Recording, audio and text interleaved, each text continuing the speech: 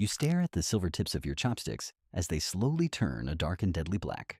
The steam from the soup rises into your face and carries the faint metallic scent of immediate death. You are not a guest at this banquet, and you are certainly not here to enjoy the meal. You are the final barrier between a hidden assassin and the most powerful man in the kingdom. The royal protocol demands that you place a portion of every dish into your own mouth first. You swallow the broth and wait for the crushing pain or the seizing of your throat to begin. The chef stands over you with a heavy cleaver and watches your eyes for any sign of poison. Your survival for the next hour proves the safety of the king, but it guarantees nothing for tomorrow. This is your life as a human shield in the opulent and terrifying kitchens of the Joseon court. The silver test dictates that any tarnish on the metal is proof of treason and warrants execution. You learned early that the silver is a fickle judge that can condemn the innocent without hesitation. The old taster told you that some harmless vegetables will stain the metal just as darkly as arsenic. You quickly realize that scientific truth does not matter within these walls as much as rigid perception. The kitchen court does not care if the food is safe, if the silver says it is tainted. You watch the old taster scrub his utensils with sand until his fingers bleed to avoid a false positive. The mornings begin before dawn with the arrival of fresh ingredients that must be inspected by 3 guards. You stand by the gate while the guard pokes a spear through sacks of rice to check for weapons. The supplier hands over bundles of herbs with shaking hands because he knows one mistake means his head. You take the herbs and dip them in water to see if any strange oil floats to the surface. The royal protocol states that negligence is a crime equal to murder and punishable by 3 generations of death. You move to the preparation tables where the chef chops meat with a rhythm that sounds like war drums. The chef does not like you because your hesitation makes his food cold and insults his culinary art. You pick up a slice of raw beef and press a silver needle into the center of the muscle. The needle comes out clean and shining, so you nod to the chef to proceed with the cooking. You feel the heat of the great stone hearths rising as the kitchen fills with blinding white steam. The old taster pulls you aside to show you a small jar of white powder hidden behind the salt. He tells you it is crushed pearl, and it can mimic the symptoms of poison if used in excess. You realize that the danger is not always from the outside, but often from the ambitious cooks within. The newcomer arrives with a smile that is too sharp and robes that are too clean for a servant. The newcomer watches you taste the stew and whispers that you look pale, and perhaps you are already dying. You ignore him and focus on the sensation in your stomach while counting the seconds of your survival. The matron enters with her clipboard and demands to know why the royal lunch is 3 minutes late. You explain that the pheasant looked suspicious and required a second boiling to ensure the king is safe. The matron marks a strike against your name and warns that caution is no excuse for delaying the crown. You eat the second bowl of pheasant and feel the grease coating your tongue with a sickening weight. The king eats only what you have survived, so you are always full, but you are never nourished. The seasons change, and winter brings the danger of preserved foods that might have spoiled in the jars. You open a jar of fermented paste, and the smell hits you like a blow from a heavy fist. The old taster dips his spoon and tastes it, while you hold your breath and watch his reaction. The royal protocol allows no water to wash down the taste until the hour has fully passed. The old taster survives the paste, but his hands shake more violently with each passing day of service. You notice the newcomer switching the silver spoons on the rack when he thinks no one is looking. You check your own spoon and see a tiny scratch that could harbor bacteria or residue from yesterday. You polish the spoon frantically on your sleeve because a dirty tool is a death sentence for you. The tension in the kitchen snaps when a servant drops a tray of expensive porcelain bowls. The chef screams, and the guard drags the servant out before he can even pick up the shards.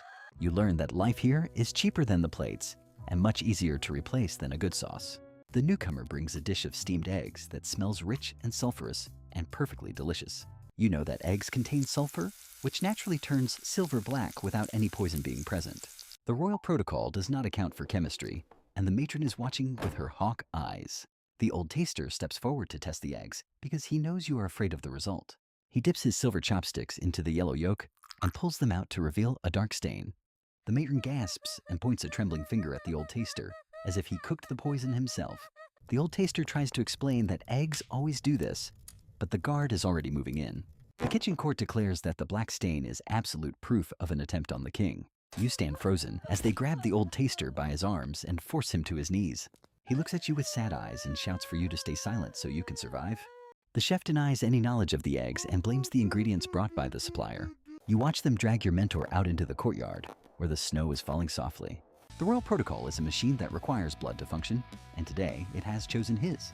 You are now the senior taster, and the weight of the silver chopsticks feels heavier than a sword.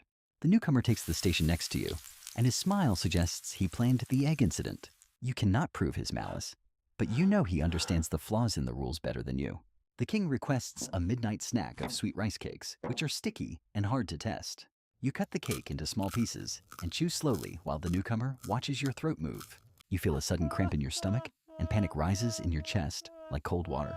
You realize it is just hunger and nerves, but you cannot show any sign of weakness or pain. You swallow the cake and force a neutral expression while your heart hammers against your ribs. The scribe records your safe consumption in the logbook and stamps it with red official ink. You return to your quarters and vomit the rice cakes into a bucket just to be safe. The paranoia begins to affect your sleep, and you dream of silver turning black in your own blood.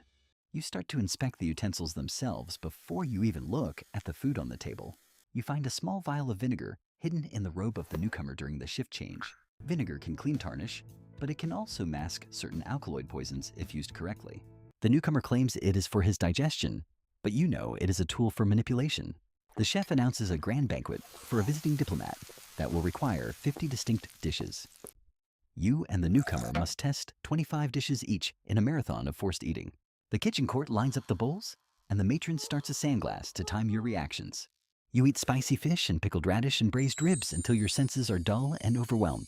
The royal protocol says you must cleanse your palate with tea, but the tea itself must be tested. You see the newcomer skip a test on a bowl of clear soup when the matron looks away. He slides the bowl toward the serving tray without putting a single drop in his mouth. You have a choice to speak up and risk a confrontation, or let the potential poison pass. You grab the bowl back and dip your silver stick into the broth with aggressive force. The silver remains bright, and you realize the newcomer was baiting you to look paranoid.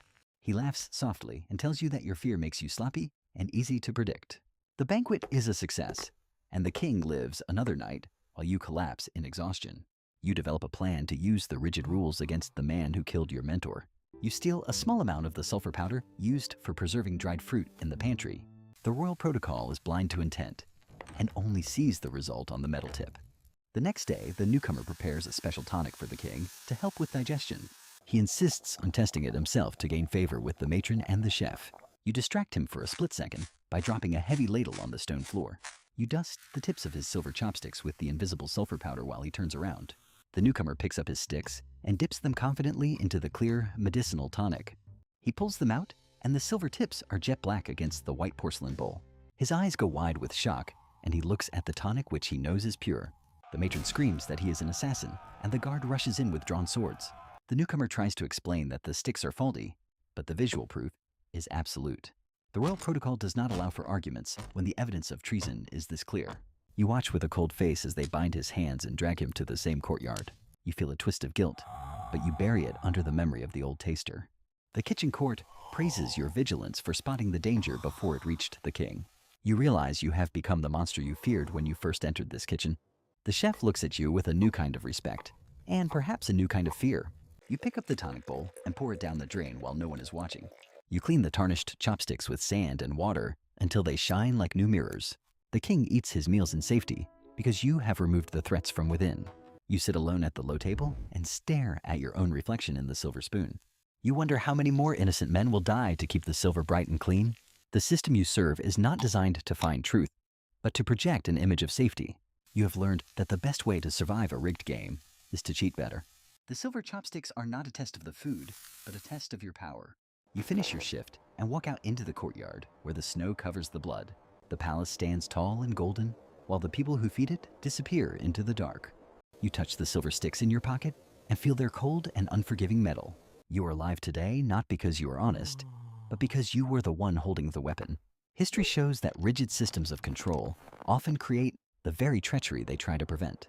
True safety never comes from blind tests, but from the trust you build or destroy. Would you trust the silver to tell the truth, or would you trust your own hand?